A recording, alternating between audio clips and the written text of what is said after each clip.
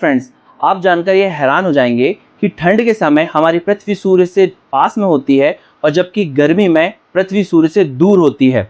और तो और अगर आपको ये लग रहा होगा कि अगर यदि पृथ्वी सूर्य के पास में है तो उस समय तो पृथ्वी का तापमान बहुत ज़्यादा होना चाहिए और जब दूर है तो पृथ्वी का तापमान कम होना चाहिए, तो ऐसा नहीं होता है। तो चलिए सुलझाते हैं इस गुत्थी को।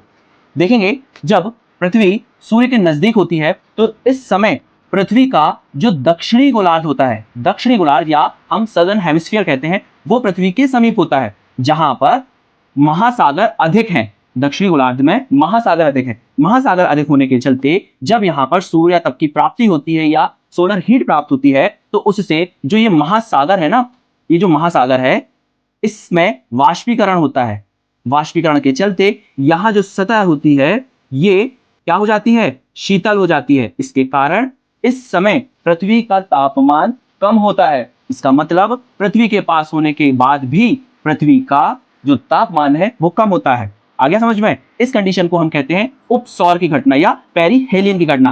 तापमान कम होता है परंतु सूर्य तप लगभग 60% अधिक प्राप्त हो रहा होता है। चलिए अब जानते हैं, दूर होना उसके बावजूद इसका तापमान अधिक होता है, वो क्यों होता है? तो क्या होता है, जब पृथ्वी सूर्य से दूर होती है इस समय पृथ्वी का उत्तरी गोलार्ध सूर्य के सामने होता है, जिसके कारण यहाँ जो उत्तरी गोलार्ध है या हम जिसे नॉर्दर्न हेमिस्फीयर कहते हैं, वहां पर महाद्वीप ज्यादा हैं इसकी अपेक्षा, महासागर की अपेक्षा, मतलब वहां पर जल कम है। इस कारण से वहां ऊष्मन अधिक होता है, मतलब कि वहां पर गर्मी ज्यादा बनी रहती है। क्योंकि अगर यदि मैं आपसे कहूं कि ये कोई सतह है और ये जल है, अगर यदि यहाँ धूप पड़ेगी तो ये सतह ज्यादा जल्दी गर्म होती है ना, इसकी अपेक्षा, इस जल की अपेक्षा। तो उत्तरी गोलार्ध में चूंकि महाद्वीप अधिक है इसलिए वहां पर ऊष्मन अधिक हो जाता है। इसी के साथ यहाँ पर हमें जल की प्राप्ति अपेक्षाकृत कम होती है, उससे वाष्पीकरण कम होता है। जब वाष्पीकरण कम होता है तो वहां शीतलन की दर भी कम हो जाती है और तापमान अधिक प्राप्त होता है। तो आपने समझ लिया, अपसौर और उपसौर, ये जो दूसरी घटना थी इसे हम कहते हैं अपसौर या एपीहेलियन। इस समय 60% तक सूर्य तप तो कम मिल रहा है, उसके बावजूद भी पृथ्वी का तापमान अधिक होता है।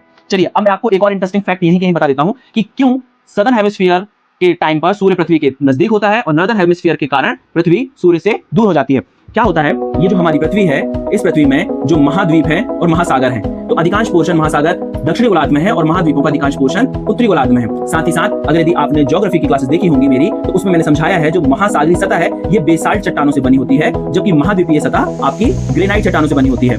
इसी के साथ ये जो बेसाल्ट चट्टानें होती हैं ये घनत्व में अधिक होती हैं। अधिक घनत्व होने के कारण यहाँ पर जो ज्वारीय बल होता है वो अधिक लगता है। इसलिए जैसे ही पृथ्वी का दक्षिणी गोलार्ध सूर्य